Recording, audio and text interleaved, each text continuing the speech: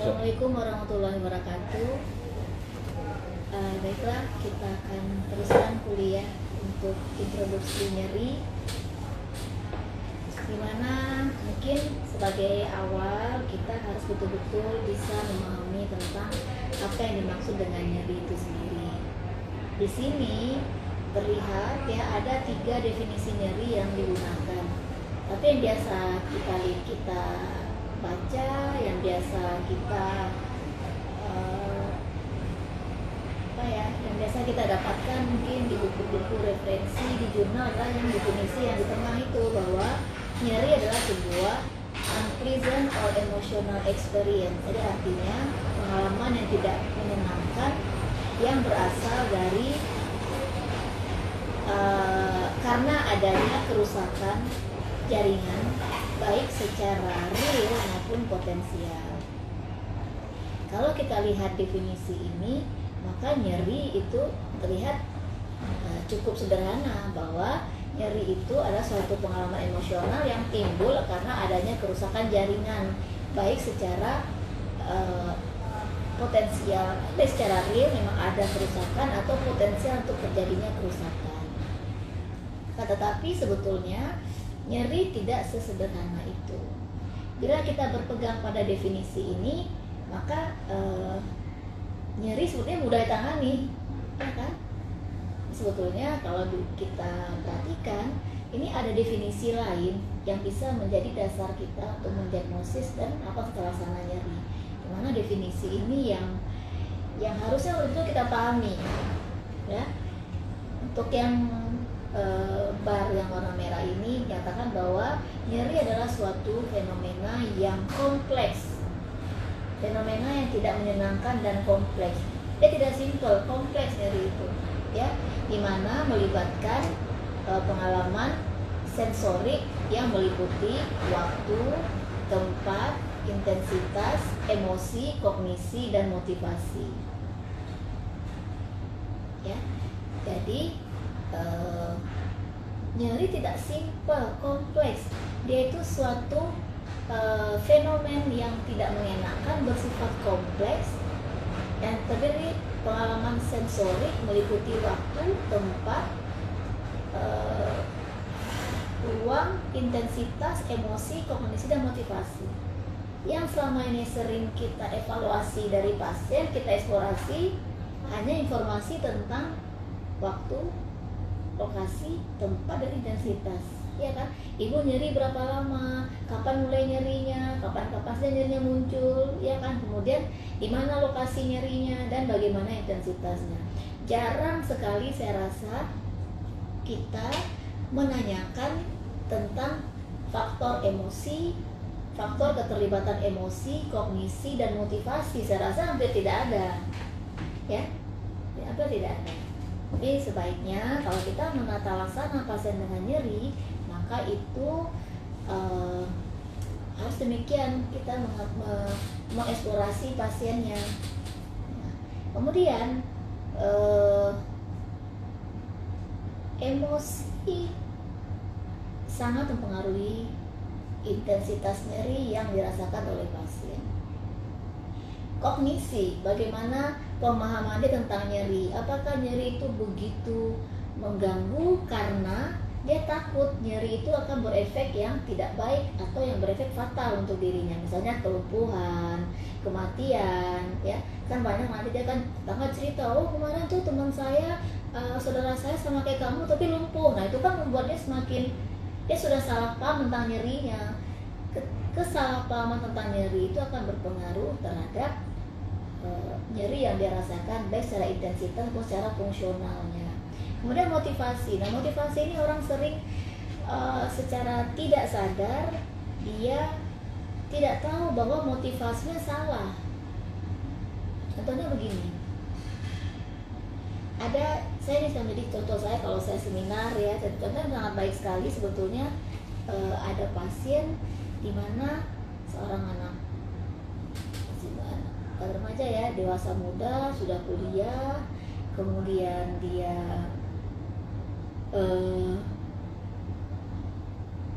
dengan keluhan LBP dirawat. Makanya anaknya agak, ya memang agak obes ya, tidak terlalu menarik mungkin secara penampilan dan tidak populer di lingkungan teman-temannya. Nah, begitu dia dirawat, ya, dia mendapatkan perhatian yang diharapkan. Keluarga memperhatikan, ibunya, bapaknya, abangnya, semuanya perhatikan dia. Oh, sakitnya di mana? Macam-macam. Teman-temannya juga datang berkunjung. Terus mungkin juga ada yang mungkin salah satu dari temannya yang dia suka juga datang berikan perhatian dan segala macam. Sehingga dia merasa, wah dengan nyeri ini saya dapat perhatian lebih. Kayaknya kalau saya sembuh orang tidak akan memperhatikan saya seperti ini lagi. Itu tanpa dia sadari, bukan dia buat-buat. Begitu dia katakan, oke, besok kamu pulang, dia sakit lagi. Begitu dia dirawat dengan segala perhatian yang didapatkan, dia nyaman, oh nyerinya berkurang. Tapi begitu dipulangkan dia akan nyeri lagi. Kenapa? Motivasinya dengan nyeri itu jadinya salah. Kenapa? Mismotivation, karena bagi dia nyeri itu membuat dia mendapatkan perhatian. Jadi kalau nyerinya hilang, perhatian hilang. Jadi motivasinya mending saya dengan nyeri. Supaya apa? Saya dapat perhatian yang saya harapkan selama ini. Ada lagi kasus yang berbeda. Seorang bapak umur 50 tahun, dia bekerja di sebuah institusi pemerintah yang memang luar biasa,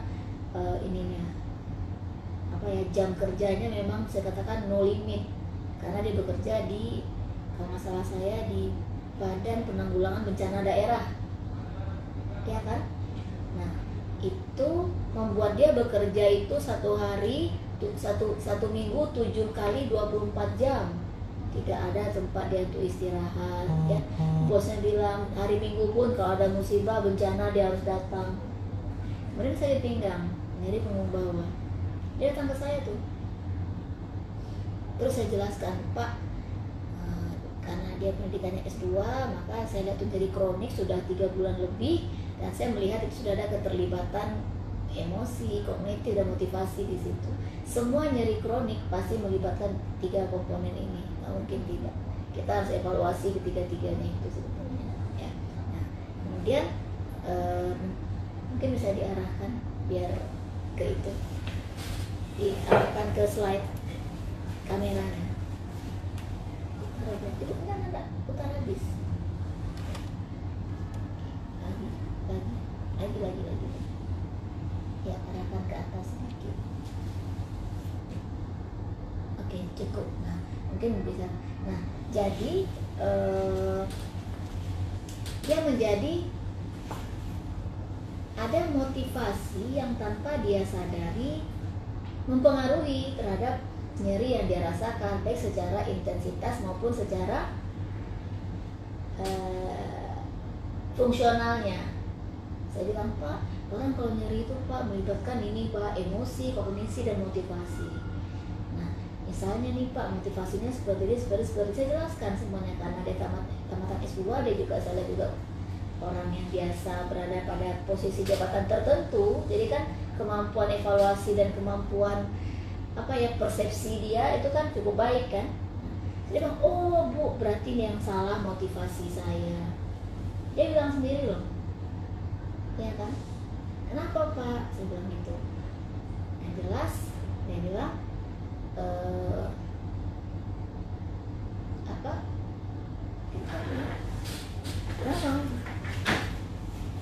Sini aja.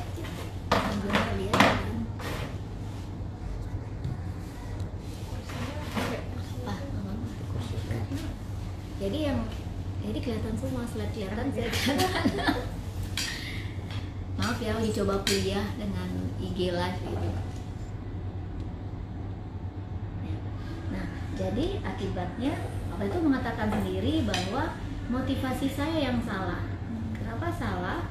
Karena dengan saya sakit ini Bu, pimpinan saya mengatakan udah Bapak di rumah saja, nggak usah kerja, ya kan? Terus nanti kalau udah sembuh baru kerja lagi.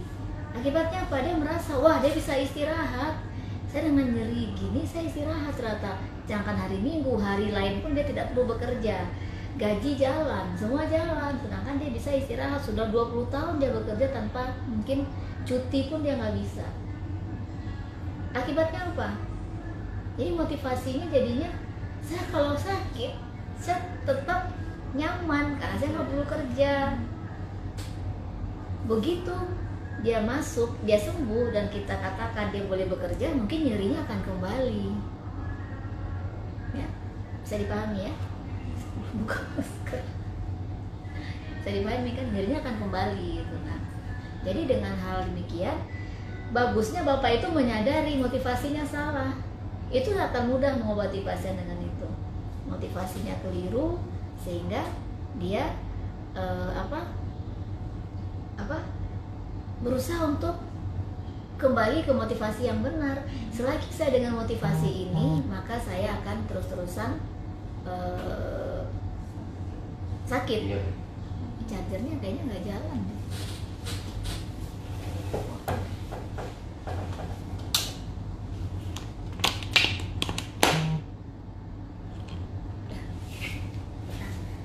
Jadi demikian.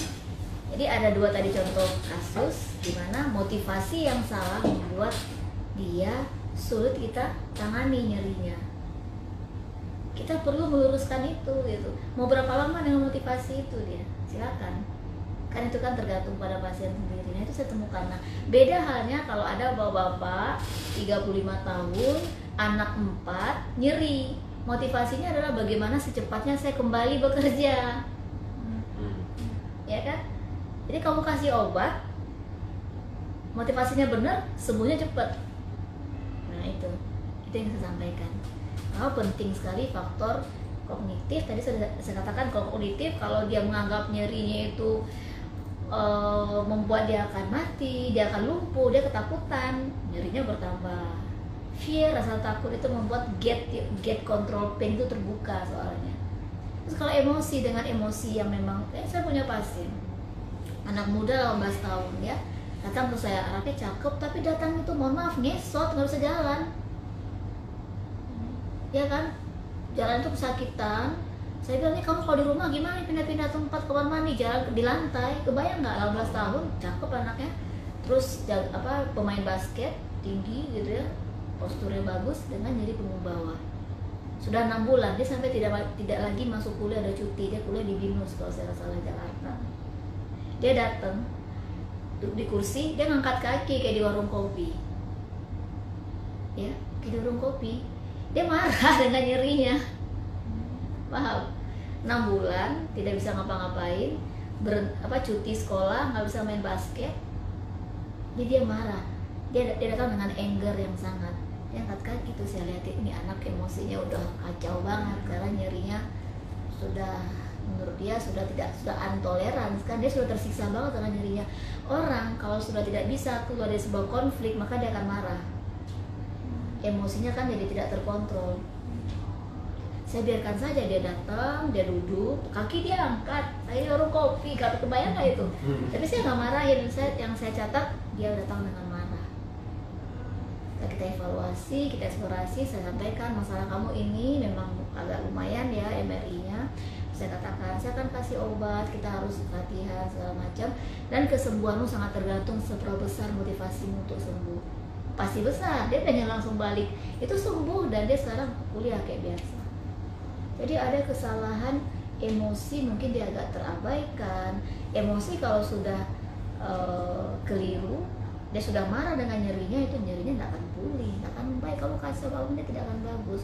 Pahami emosinya, pahami kenapa dia marah, pahami mungkin kognitifnya juga sudah mulai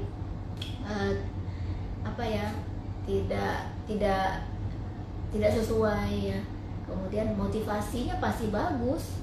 Ini motivasi pasti bagus, dia pengen cepat sembuh pasti, tapi ada masalah emosi di sini yang sudah tidak bisa dia kontrol. Dia marah dengan nyerinya, semakin dia marah justru bisa makin menghambat kesembuhannya.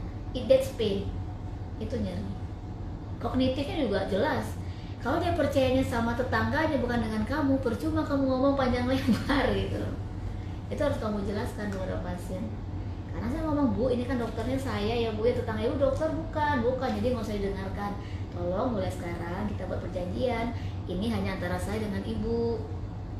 Apapun yang ibu rasakan jangan lagi didiskusikan dengan orang lain, apalagi tetangga.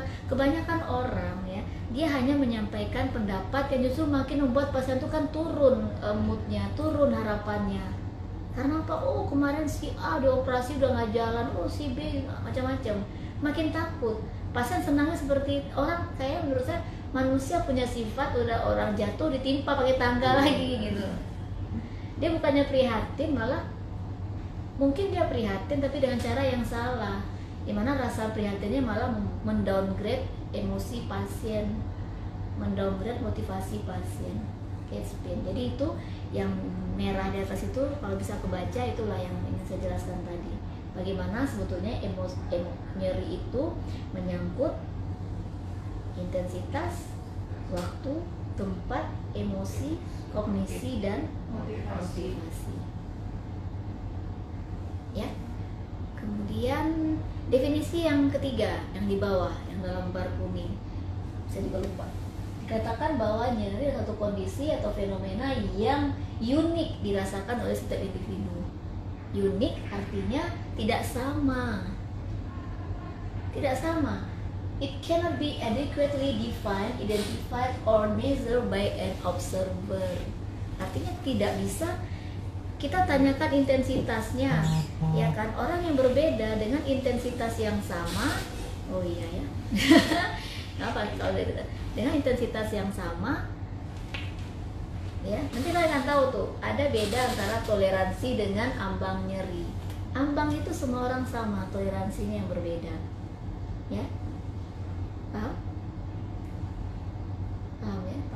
Nah, dia unik. Si A mengatakan nyeri saya skornya 8, si B bilang 3. Apa kita mengatakan si A bohong? Enggak boleh. Si A bilangnya 8 karena tidak ada satupun yang bisa mengukur secara adekuat nyeri itu. Nggak ada. Tidak ada. Orang akan mengatakan dengan nyeri yang sama, yang kita sudah atur sekali, patofisiologinya, tekanannya, semuanya sama, orang akan merasakannya secara berbeda, uniquely experienced by each individual. Itu artinya luas. Contoh yang paling mudah, si A bilang 8, si B bilang 3. Kita pasti mengatakan, oh si A ini berlebihan. Tidak, terima saja dulu karena dia unik dan tidak mungkin disamakan antara satu orang dan orang yang lainnya. Even tentang intensitas nyeri, karena orang memiliki toleransi nyeri yang berbeda. Ambang nyeri itu pasti sama, tapi toleransinya nggak sama. Sangat dipengaruhi oleh jenis kelamin, pengalaman hidup, kultur, ya, sifat, karakter, itu berpengaruh sekali. Nah, mengapa saya sampaikan definisi ini terlebih dahulu? Ya, supaya waktu kita menangani pasien, kalau pasiennya berhasil, kita tidak sombong mengatakan that's me, orang yang sudah membantu kamu, obat saya bagus. Tidak. Kalau ada pasien yang sudah nyeri kronik, ya, kemudian datang ke kita, kamu kasih obat, skornya dari 8 turun ke 3, itu kita sebetulnya hanya membantu dia. Coba slide berikutnya saya akan kasih lihat. Nah, kita hanya membantu dia itu 1/3, 2/3 karena dia mampu men-encourage motivasi dan kognisinya dengan benar. Paham ya? Kamu kasih obat nih, target mengatakan nyeri itu ditangani dengan baik kalau skala nyerinya berkurang jadi setengahnya, lebih dari 50%. Betul kan? Kalau skala nyeri itu berkurang dari 50%, berarti kita berhasil. Nah, apakah skala nyeri yang turun itu karena obat kita? Pada nyeri kronik belum tentu. Karena orang nyeri kronik pasti melibatkan itu sensorik, motivasi, kognitif. Kalau kita kasih obat, kita baru mengobati sensoriknya, 1/3-nya. Sedangkan motivasi kognitifnya kalau kita berhasil, berarti apa? Dia bisa men-encourage secara mandiri motivasi dan kognisinya. Demikian. Ya. Terus kalau gagal, udah dikasih obat, terus gagal, itu berarti kamu harus evaluasi motivasi dan kognisinya. Sudah benar atau belum? Paham ya? Kalau belum, kita harus eksplorasi lagi. Oh, ternyata masalahnya adalah di motivasinya yang salah. Kamu kasih obat bagaimanapun, ya, kamu kasih obat yang mahal, yang bagus, tapi kalau kita tidak menangani motivasi kognitifnya dengan baik, karena memang dia sudah salah, nggak akan bagus. Jadi setiap kita gagal untuk mencapai target tata laksana nyeri pasien, di mana kita bisa menurunkan skala nyerinya lebih 50% dan OD-nya lebih dari 40%, itu bukan karena, belum tentu karena obatnya, tapi karena obat mungkin masih kurang adekuat. Tapi kalau kamu sudah berikan obat secara adekuat, fisioterapi, edukasi yang baik, lifestyle diperbaiki, tapi masih tidak kita dapatkan target pencapaian kita tentang penurunan nyerinya maupun OD-nya, itu kamu harus eksplorasi motivasi dan kognisinya gitu. Ada yang salah di situ, dan itu kemungkinan besar dapat salah di situ. Kemarin saya punya pasien ya, maka saya harus lama dengan pasien masih muda, 28 tahun, yang kemarin minta surat izin, oh kan nggak ada dia ke poli. Yang waktu di poli ya, nah, yang perempuan. Ya, terus saya bilang dia sudah lama dengan nyerinya. Saya tahu dia she has a problem, tapi dia belum mau terbuka mas. Cuma saya tangkap gini, masalahnya sekarang nyeri sudah sekian lama, dia mau balik ke dia tuh ketakutan untuk dipecat dari pekerjaan, padahal dia kan PNS ya. Dia ketakutan dipecat, tapi untuk kembali dia juga merasa belum siap, dia masih nyeri, kan ada ibunya di sini, dia kan kos di Medan, dia tuh ya kan dia kos di Medan, tapi dia PNS. Karena nyeri dia pulang ke sini supaya ya ada yang mengobati, ada yang membantu, supaya dia tidak mengerjakan semuanya sendiri, kan susah dengan nyeri, kan susah untuk beraktivitas. Nah, saya bilang sebetulnya masalahmu nih ada konflik. Saya bilang itu konflik yang walaupun dia belum ngaku, tapi yang jelas konflik yang pertama adalah dia takut dipecat, tapi untuk pergi bekerja juga dia belum siap. Konflik kan, ya kan, konflik itu akan mempengaruhi motivasi. Nah, saya bilang gini, sekarang gini aja, udah kamu pergi ke Medan deh, di sana mungkin dengan bekerja kamu akan berkurang nyerinya, karena apa, satu masalah teratasi, dia tidak ketakutan akan dipecat. Pas saya bilang PNS itu susah ngecatnya, saya bilang ya kan, asal bikin surat izin segala macam, kamu tidak apa-apa, kamu aman. Nah, pilih mau buat surat izin atau masuk bekerja, saya pengen lihat. Dia pilih bikin surat izin. I think dia tidak terlalu nyaman dengan suasana kerjanya. Dia bilang saya enjoy dok, tapi orang kalau enjoy dengan nyeri kronik dia pilih bekerja sebetulnya. Itu motivasi dari itu, ya kan? Terus ya udah, kamu nyamannya gimana? Saya buat surat izin aja dok. Oh, oke. Proses surat izin aja pro. Iya nggak apa-apa, saya bikinkan. Dia balik kemarin nyerinya berkurang banyak. Ya kan, dia sudah lebih lega dengan ada surat izin, terus dia sudah merasa lebih aman.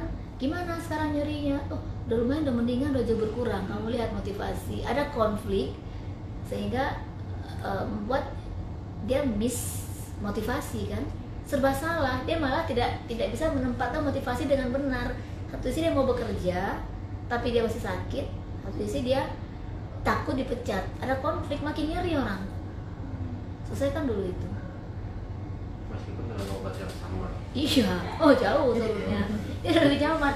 Nanti tunggu aja. Kalau saya merasa dia masih punya konflik yang lain, dia waktu itu dia nangis, langsung keluar air mata. Kamu tuh punya masalah lain sebetulnya, tapi enggak apa-apa. Tapi yang saya lihat sekarang masalahmu ada konflik. Satu sisi kamu mau bekerja, di sisi yang lain kamu mau tetap di rumah karena nyeri. Ini ada pertanyaan.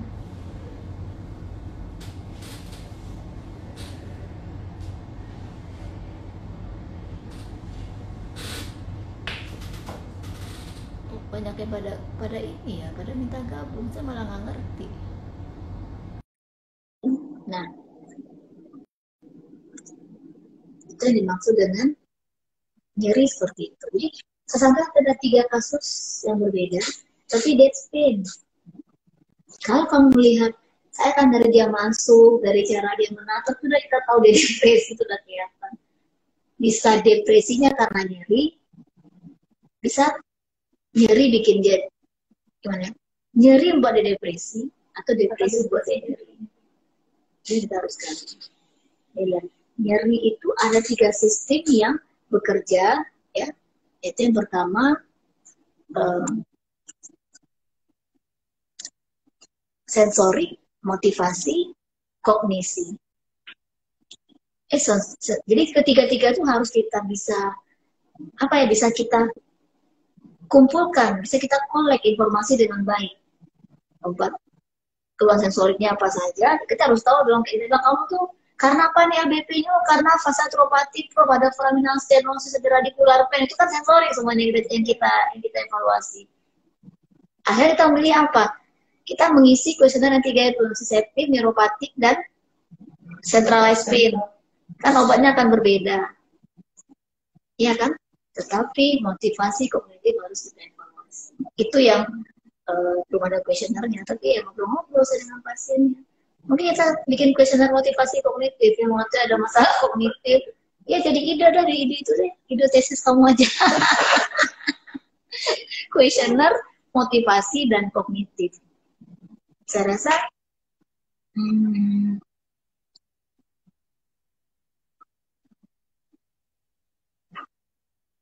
saya nggak ngerti kalau kayak ini. Oke, paham? Ada pertanyaan sejauh ini? Nah, kamu pegang itu saja, kamu akan berhasil menanganinya itu 20%. Pegang itu saja. Bahwa nyeri adalah dua tadi. Nyeri adalah per definisi sebuah fenomena kompleks yang tidak mengenakan, yang melibatkan komponen sensorik, melibatkan pengalaman sensorik, ya, berupa waktu, tempat, intensitas, emosi, kognisi, dan motivasi. Kemudian, nyeri itu sangat unik. Tidak sama antara satuan orang yang lainnya. Kamu pegang juga, jadi kamu nggak bisa memaksakan. Itu kok teriak-teriak sih, nggak bisa. Rekam aja, record aja dulu apa yang disampaikan.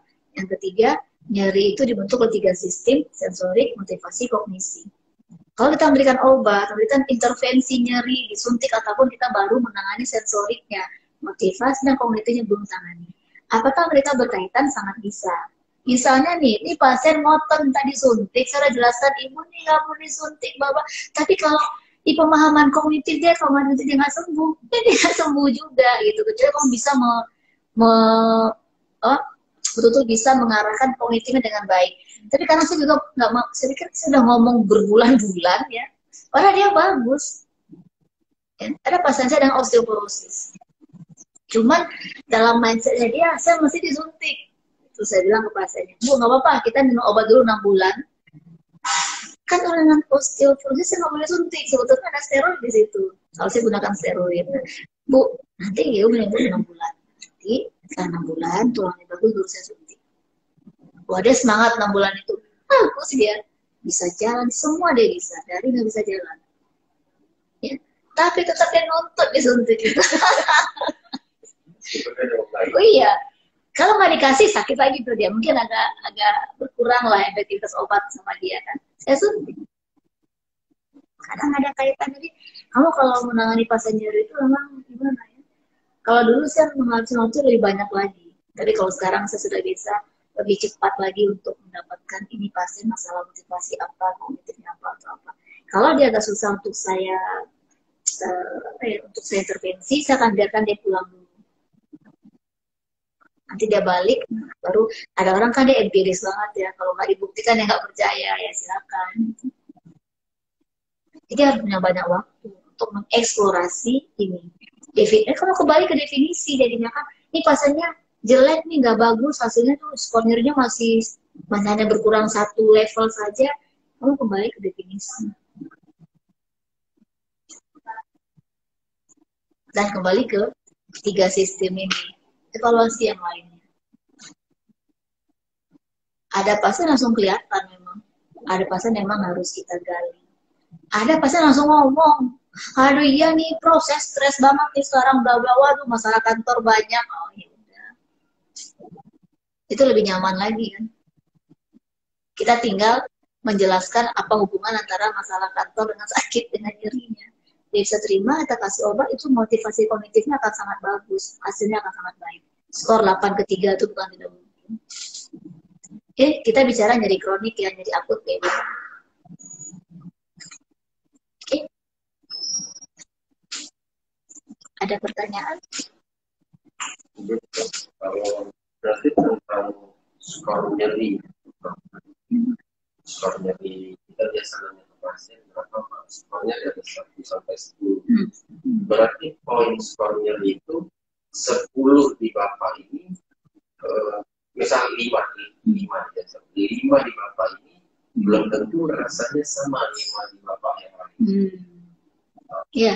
Berarti emang tergantung individunya, misal dibilang. Enggak, kalau 5 dia dengan 5 apa itu sama, tapi enggak. Kalau dia bilang 5, si A bilang 5, si B bilang 5 itu sama.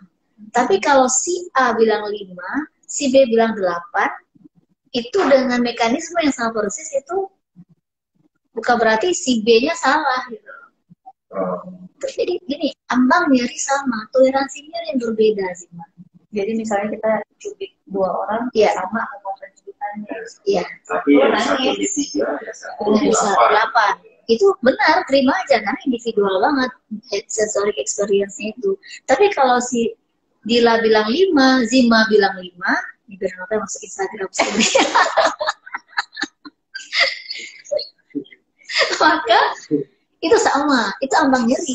Sama, intensitas kalau kata 5 sama 5. Tapi kalau dia bilang, gini loh, secara fisiologisnya itu 5. Tapi Zima bilang 10, dia bilang 3, terima. Kayak misal pasien kita yang satu, Bapak Sulaiman. Iya. Dia kalau kita tanya setiap hari 6, kita 8. Jadi selalu lebih dari 5. Tapi sedangkan yang mata kita lihat, dia jalan-jalan sendiri dengan kamar mandi, Atau dia tidur dengan dia tidur, dia makan pasti sambil Terus, jadi masuk ke gimana cara keluar ini? Udah. Ya, salah. Udah. Nah, jadi nanti kalau ada yang bertanya,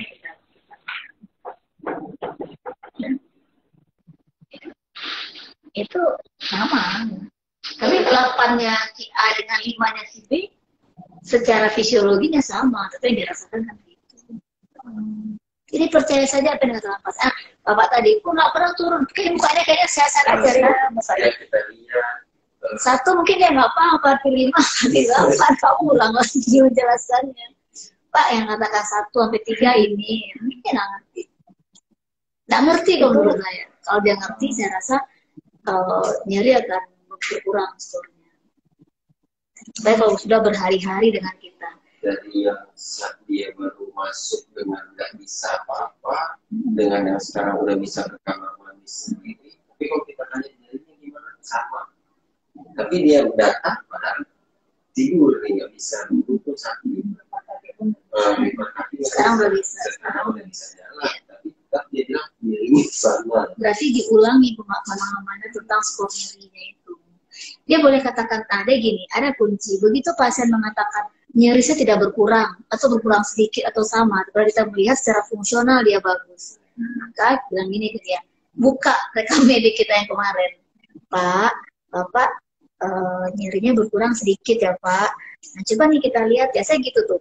Saya tanyakan beberapa pasien. Bu, Ibu kalau di catatan saya kemarin Ibu kalau duduk cuma bisa 5 menit. Ya, kalau sekarang bisa berapa lama Bu? Dia bilang, oh tadi Prof saya nunggu 3 jam di luar. Terus nggak nyeri? Enggak. Wah itu kan ada berbeda. Nah Bu, Ibu kan biasanya hanya bisa 5 menit. Sekarang bisa 3 jam. Berarti kan nyerinya berkurangnya lumayan banyak. Jangan salahkan dia.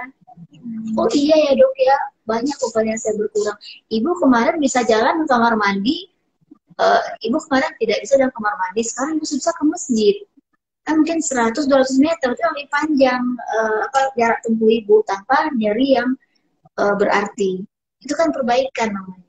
Kalau dia tidak bisa menilai perbaikan nyerinya secara scoring, secara intensitas, maka nilailah dan edukasilah pasien untuk menilai perbaikan ini secara fungsional.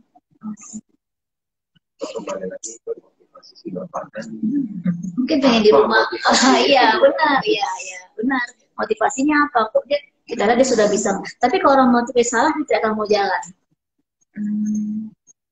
Berarti kita anggap mungkin dia tidak mengerti apa yang ditanyakan itu dulu. kalau misal di kami institusi TNI ada beberapa anggota yang harus dibilang Oh, banyak. akhirnya dia mau sakit aja. Banyak. Tapi itu jatuhnya ke yellow flag. Kalau dia sadar langsung itu. Beda lagi, nanti kita akan masuk ke pelajaran itu. Kalau orang yang motivasi dia nggak sadar. Tapi kalau dia sadar, dia jelas itu menjadikan diri sebagai kompensasi, bukan motivasi. Beda lagi, dia menjadikan diri sebagai motivasi. Kompensasi, bukan sebagai motivasi. Beda. Kalau motivasi, dia menganggapnya, dia nggak ngerti. Dia nggak paham. Betul akan berefek itu. Tapi kalau orang nyeri sebagai kompensasi, yaitu misalnya asuransi, misalnya dapat uang, dia akan bertahan nyerinya. Itu kita kasih obat dimanapun, kita perbaiki motivasinya pun gagal. Percuma. Makanya orang dengan yellow flag kita nggak ajukan ke CBT, ke program cognitive behavior therapy, jangan diikutkan, rugi-rugi aja. Karena ada yang dia cari kan, tentara dia nyari istirahat, dia akan sembuh. Mau dibilang motivasi kamu salah pun nggak bisa. Karena dia tahu bahwa kalau dia tidak sakit, ya nantinya nanti banyak. Ini kan ada di setan.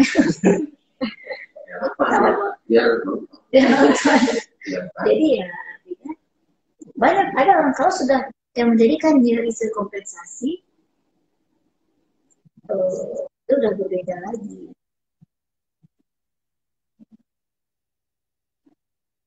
Itu bukan motivasi, tapi kompensasi. Itu yellow flag.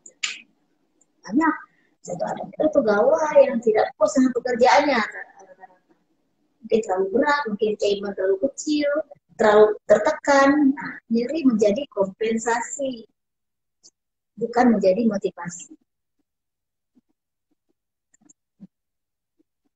Kalau itu cuma satu caranya, pindahkan dia bekerja. Saya pernah tuh ada pasien guru, dia nggak bisa menghadapi muridnya nakal-nakal banget kan. Jadi bawaannya jadi kepala aja, mau pagi, mau siang, mau malam. Pulang ke rumah tapi nggak nyeri, masuk kerja nyeri. Itu kan saya katakan bahwa nyeri ibu karena ini, karena ini, karena ini. Motivasinya nggak keliru sebetulnya, cuma dia memang tidak mau lagi di situ.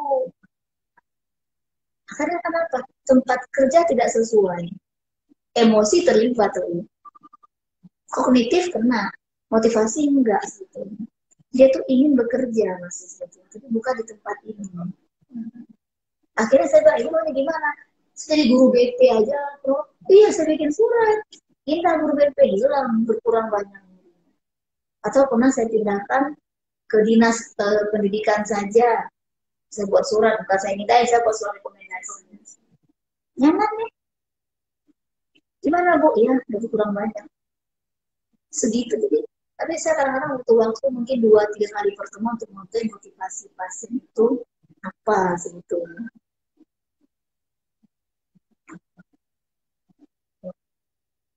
Dr. Wisnu bergabung. Kalau Wisnu udah biasa ya, kuliah ginian ya Mas ya. Malah udah jadi pengajar. Oke, ada pertanyaan lagi?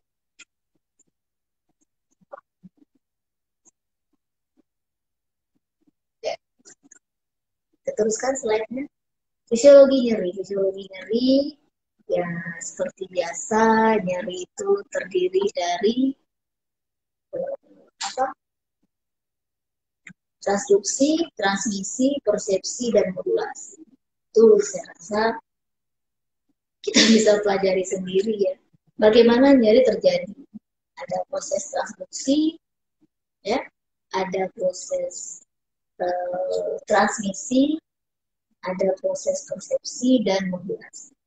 Nah, di sini persepsi dan modulasi itu yang bisa kita manipulasi. Kalau transduksi, transmisi itu kan memang sudah seperti itu fisiologi. Dan bagaimana dengan persepsi? Nah, persepsi itu kan sudah di level jauh kembali ke slide berikutnya.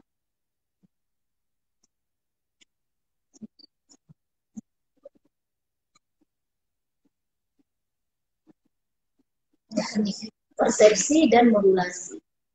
Ya kan?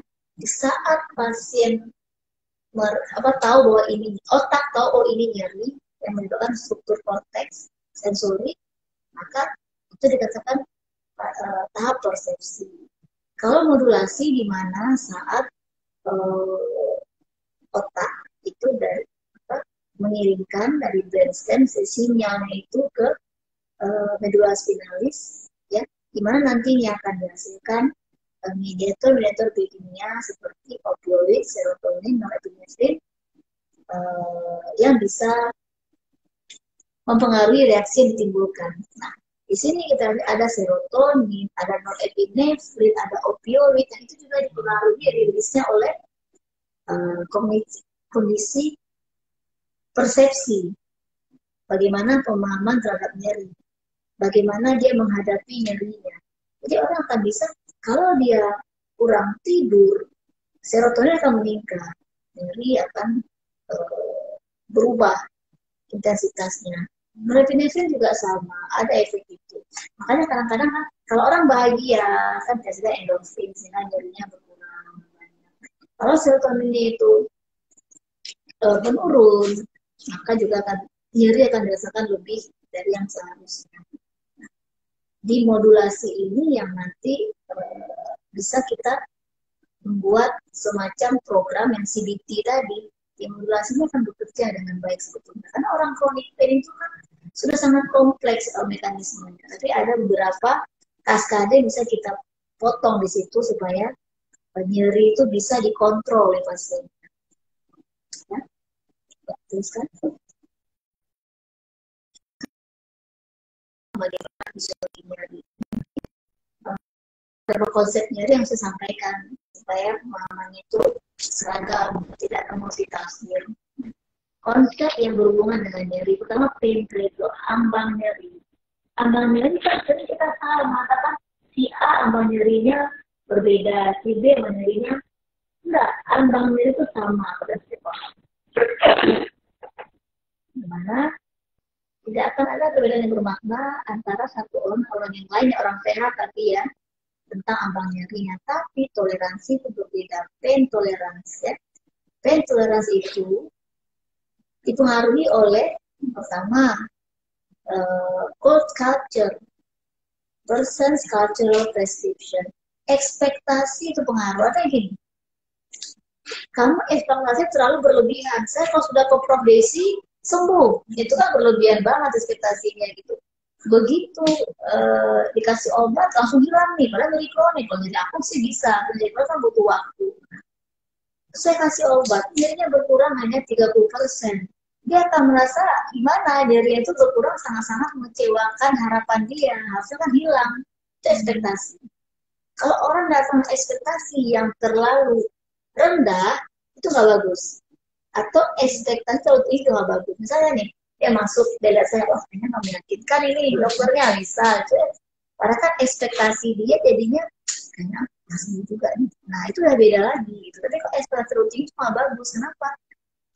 Tapi kita jelaskan kepada pasien. Ekspektasi pasien itu harus realistis. Karena mengatakan, oh ibu kan pulang langsung jalan, nggak boleh. Dokter tidak boleh, itu dukun, plus ngerti. Ya kan, nah, kemudian rule behavior itu perilakunya dia juga berpengaruh terhadap toleransi dirinya. Physical and mental health, artinya jadi orang yang stres, depresi, pasti nyerinya akan rendah. Orang yang sakit lama, sakit kronik, toleransi dirinya, ini loh. Kalau pasien LBP kronik, coba kamu perhatikan, kita tekan aja, oh sakit kan, kita perhatikan. Toleransi diri sudah berubah.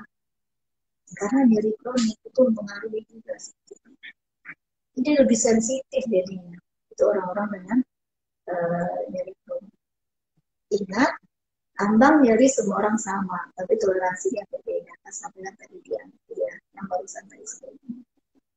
Ya, slide. Izin Prof, yang seperti tadi yang Prof bilang itu sama seperti hiperalgesia.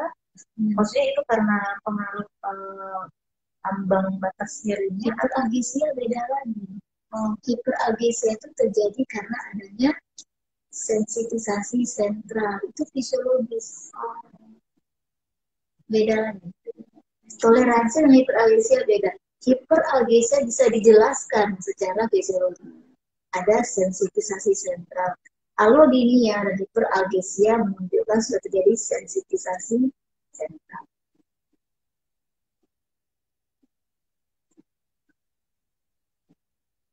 Jadi bukan berarti oh toleransi nyerinya berkurang, enggak.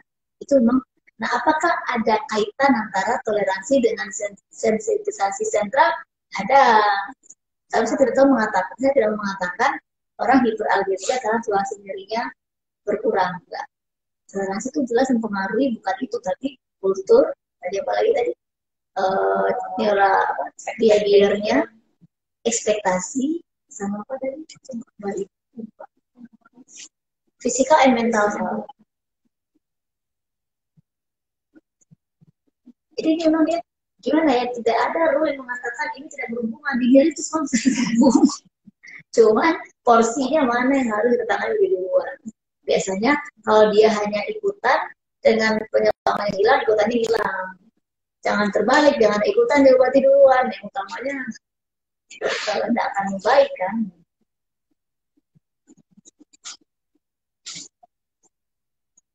Nah, itu pentoleransi itu akan menurun bila adanya repeated exposure to pain yang saya katakan tadi.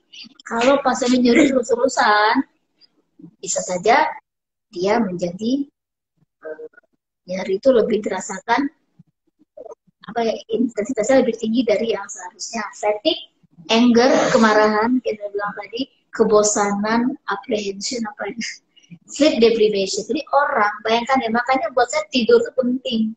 Kalau dia nyeri, dia nggak tidur. Dia nggak tidur, nyeri bertambah. Orang kalau nggak tidur, pain toleransinya menurun. Dia nggak tidur, harusnya 5 jadi 8. Gitu. Menarik ya nyeri ya. Menarik nggak? Menarik, kompleks. Buat saya menarik. Menantang.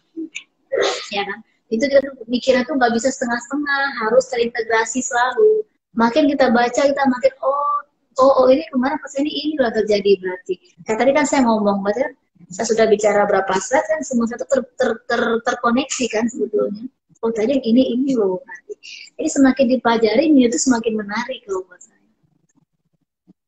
Dan menggelisahkan. Gila bergidik ya. Oh tapi Ternyata masih lihat gitu ya. oh iya, luas. Tapi kalau memang kamu punya passion di situ, you will enjoy it. Saya terus terang, saya merasa my passion is in pain. Harus membatasi pasien. Jadi kita lebih. Iya, saya terima cuma 20 kan? 20. Kalau 20 itu berarti ada yang lama, ada yang sebentar itu. Nggak mungkin sama aja kan, masalah pasien beda-beda. Kalau pasien belum bagus, yang lama tuh kalau pasiennya CTS kan gampang. Oh, pasiennya nyeri lutut, mata saya gampang. Tapi kalau sudah MBP, sudah cervical, udah headache tuh lama. Jadi kalau nyeri lutut, naik USG, oh ya cairan keluarin, suntik, selesai. Tapi kalau nanti dia datang lagi dengan keluhan yang menurut saya sudah melibatkan motivasi kognitif, saya akan eksplor. Tapi yang jarang ya. Pasien nyeri lutut itu lebih mudah dia ditangani. Pasien CTS, tapi kalau pasien LBP, pain, back pain, headache itu lebih lama. Ya, tolerance to pain may be increased by alcohol consumption, medication, hypnosis, warm, distracting identity, a strong belief of it. Orang yang karakternya kuat, toleransinya naik. Orang yang punya agama yang kuat, ya dia akan bisa mentoleransi diri dengan benar. Karena ada strong beliefnya itu loh kan, ya macam-macam lah. Ya. Kemudian medikasi ya pasti kan, hipnosis, hipnoterapi. Saya hipnoterapi itu kan sebenarnya edukasi, bagaimana kita mengatur mindset pasien untuk mempercayai bahwa kamu ini loh, obat kamu ini loh, kalau kamu ikuti saya kamu akan bagus loh. Hipnoterapi itu bukan ditatap mata saya tuh, bukan ya. Kita ngobrol-ngobrol itu hipnoterapi. Paham ya? Meluruskan pemahaman yang salah. Jadi saya tidak mempercayai, bagi saya itu CBT, bukan hipnoterapi.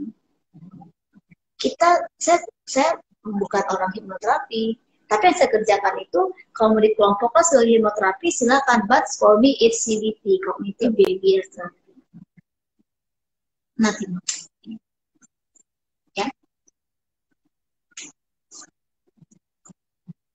tentu negatif. Nah, dikatakan di sini ya bahwa a decrease in pain tolerance is also evident in the elderly. Nah, itu orang tua lebih banyak ngeluh, iya, ya. And women appear to be more tolerant to pain than men too. Perempuan tuh lebih kuat disakiti. Sampai dia menyakiti balik, kelar dunia. Ya kan? Tapi dia tahan. Tapi begitu dia sudah menganggap ini banyak yang minta diundang ya. Isra nih minta diundang. Ayo kita undang deh Isra. Oh, dia mau gabung video. Gabung video. Dia udah nggak ada. Ada 2 video nanti kayak biasa. Iya, tapi udah nggak ada. Dia udah keluar tadi dia minta diundang. Saya nggak lihat.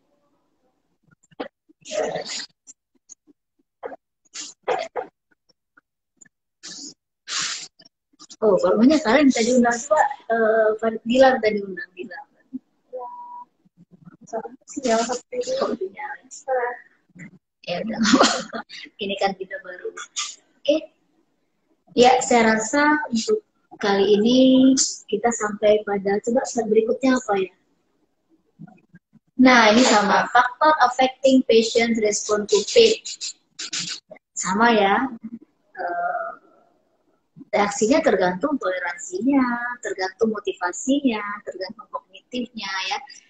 Dimana dia tergantung pada persepsi and reaction to pain. Oke, slide. Ini sudah sama yang saya jelaskan tadi. Ya.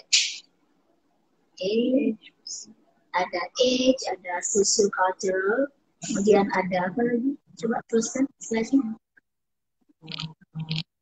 Ya, kepercayaan, dukungan keluarga, ya, kultur, sama yang saya sampaikan tadi. Slide. Terus. Ya. Past experience juga ngaruh ya. Makanya saya kalau ada pasien yang agak sulit saya tangani, kan saya punya pasien yang kemarin tuh inkontinensia overactive bladder itu kan saya tanyakan sampai ke masa kecilnya itu saya eksplorasi terus ya kan. Terus knowledge deficit juga ngaruh. Tapi kalau buat saya semua itu kembali ke motivasi kognitif dan emosi tadi, tetap kembalinya ke situ. Slide. Oke. Nah, teori nyeri kita mungkin bahas pada kuliah berikutnya ya. Mungkin ada pertanyaan dulu untuk ini. Mungkin yang seperti tadi Prof, cara kita memang kita bisa mengatakan oh si pasien ini hiperalgesia atau memang mungkin ambang batas atau toleransi nyerinya itu sudah menurun. Cara kita bisa bilang bahwa atau mungkin cara kita periksa Prof, kita bisa bilang dia itu hiperalgesianya ada gitu ataupun nggak ada perlu sih. Jadi kalau kita sebagai dokter ya, toleransi itu kan melibatkan motivasi dan kognitif. Tapi hiperalgesia itu melibatkan sensori. Tetap ditangani dua-duanya. Ya, kalau kita mau hiperalgesia, berarti kita mau obatan yang bekerja di sentral, karena kan centralized pain. Kalau kita menganggap ini toleransi yang menurun, ya berarti motivasi kognitifnya dievaluasi, emosinya dievaluasi. Karena kan biasa di kuesioner ada poinnya itu Prof, apakah ada hiperalgesia ataupun alodinia. Jadi itu anggap sebagai keterlibatan sensori. Berarti tetap kita pilih iya berarti. Iya, anggapnya iya. Nah, dan ini hiperalgesia dengan alodinia kan beda. Nah, alodinia itu orang jarang karena motivasi terganggu bukan jarang. Ada orang memang karena motivasi itu terganggu disentuh nyeri. Berarti itu alodinia kan? Kan gitu. Tapi kalau secara patomekanismenya betul dia bisa alodinia, percaya dia alodinia. Gitu. Kita beruntungnya gini, obat-obatan nyeri yang bekerja di sentral kan dia bisa juga berkontribusi untuk patomekanisme yang bervariasi itu. Karena kan di sentral kerjanya.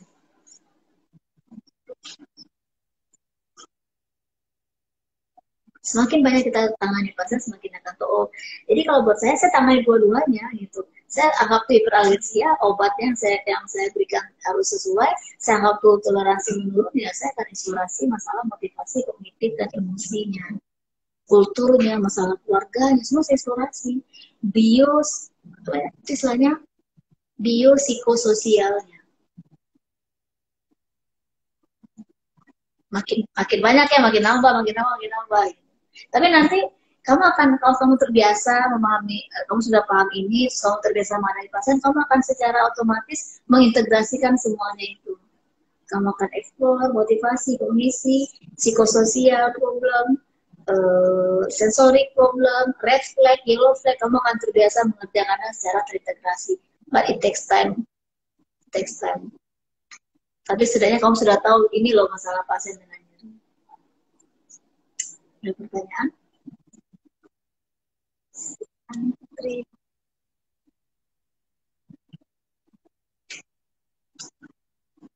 Oke. Pusing, tertarik, atau masih bingung-bingung? Bingung. Dari luas, Ternyata luas banget ya. Jadi ambil sisi sedikit dulu. Ambil mana yang bisa dipahami dulu. Pahami itu definisinya aja, gunakan definisi itu ke pasien. Semua pasien diterapkan definisi itu. Ada nggak sama dia? Baru nanti masuk ke yang tadi yang lain lagi. Balik aja ketiga itu, sensori, motivasi, kognitif. Setiap ada pasien, explore ketiga-tiga. Sensori pasti ada. Jangan pernah tidak mempercayai pasien.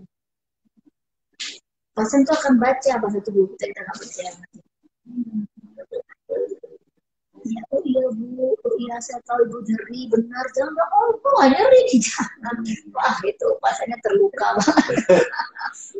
Dia sudah menderita berbulan-bulan, kali kehilangan pekerjaan, kehilangan atau macam-macam yang bisa jadi kehilangan banyak. Oh Ibu ini nggak ada apa-apa, nggak ada nyeri, dia kecewa pasti. Saya anak Ibu emang dengan nyeri, oh mengganggu, saya tahu mengganggu banget itu nyeri. Cuman kan sekarang kan kita obati, terhadap punya masalah lain yang harus kita evaluasi. Ibu ada masalah ini membuat nyerinya bertambah Bu, kan rugi, udah nyeri ditambah dengan masalah lain. Dan insya Allah biasanya mungkin itu kunci dalam menangani pasien. Saya buka kartu.